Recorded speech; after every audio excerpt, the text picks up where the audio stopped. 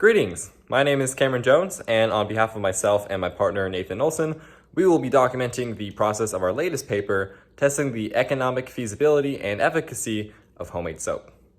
So my partner and I wanted to know if you could make soap at home, if it even makes sense, if it's inexpensive, and if it actually works like you would expect soap to work.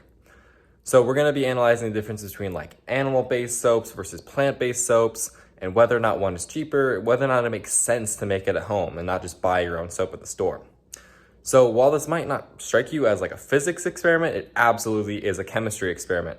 And let's not forget the tie, very intimate, deep tie that physics and chemistry have to one another. So with that said, we're going to get into the procedure, and we will be working with some rather dangerous chemicals, so safety goggles are absolutely necessary. Let's get into it. All right, let's take a really quick look at our materials. Firstly, to make our sodium hydroxide or lye solution, distilled water and pure 100% sodium hydroxide crystals. Very important to add your water and then your sodium hydroxide, not the other way around. And of course, this is why you need your safety goggles. This stuff is basically drain cleaner. It's very dangerous. Next, this is our control soap. So this will be our baseline for cleanliness and affordability. This is a very common recipe using coconut oil and normal extra virgin olive oil. Then for our experimental trials, we have lard. This is our animal-based fat that we'll be using, very inexpensive, and contrast that with our very expensive plant-based avocado oil. Also, just a normal kitchen scale to weigh everything, an immersion blender, that's how you get the reaction going, and completely optionally, you can use some essential oil. This is a very good smelling mandarin orange essential oil.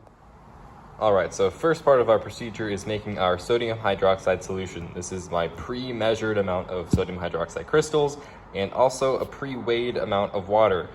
So something to note about this process is it's extremely exothermic, which means it releases a lot of heat. So as you can see, this is around, let's say like 71, 72 degrees Fahrenheit.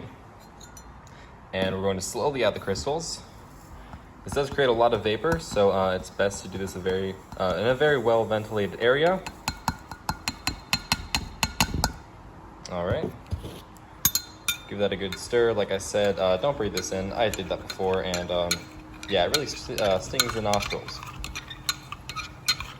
So just a quick stir, and just by feel, this stuff is already very warm. And look at that thing shoot up just by adding those crystals. This will get up to around like 190 degrees Fahrenheit.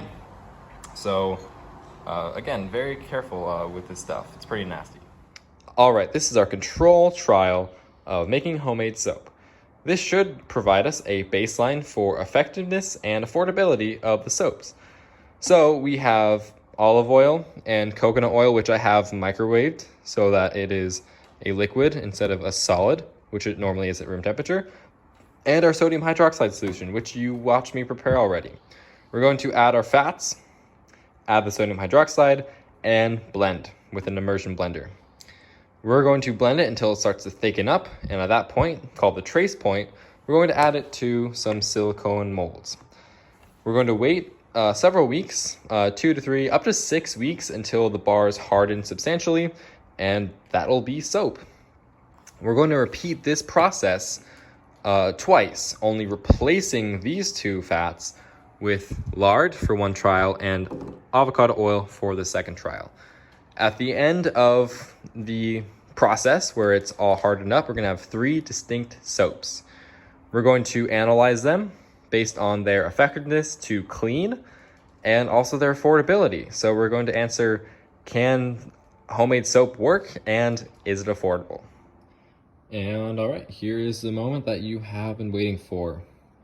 Coconut oil in, do the olive oil, and our sodium hydroxide solution. So as soon as we add it, it should start reacting. Be very careful with this stuff. It is pretty nasty stuff. So as you can see, you can already see something happening there, right? Already our pretty transparent oils have started, you can see something happening, you know? So now I'm going to cover it up with some plastic wrap because it does kind of get everywhere in this dish, and blend it up, and I'll show you what that looks like. All right, our reaction mixture is covered up, immersion blender is plugged in, and let's blend.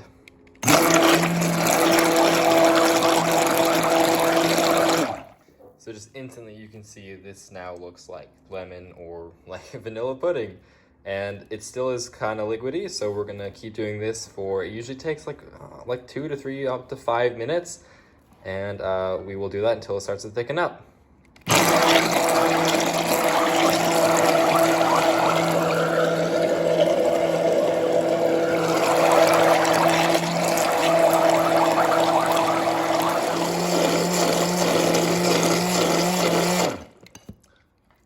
So at this point, you can tell that it has started to thicken up. So take this off, and let's examine what we have here. So yeah, it definitely looks like I don't know. That looks like lemon pudding to me. Yeah, see, it's thickened up pretty substantially. I'm going to keep blending a little bit more, but you could actually stop right here.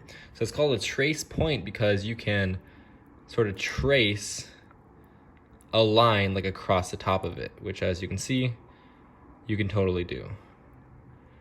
But I'll go for something a little bit more thicker than this pudding that I have here. All right, so after about 5 minutes of blending, this is what I'm left with here. A nice smooth, rather thick looking reaction mixture. This will be transferred into these molds, and again, it'll take several weeks to harden completely, although after the first couple days you can't take them out of the molds. They'll just be very soft, so be very careful. And again, this whole process will be repeated twice more, once using just lard and once using just the avocado oil. All right, here's the result of adding the control soap reaction mixture into some molds. As you can see, it's still kind of like pudding. This will take several weeks to completely solidify. If you're curious what that will look like, I can show you using some movie magic, as we already carried out this experiment and did our tests and analyses.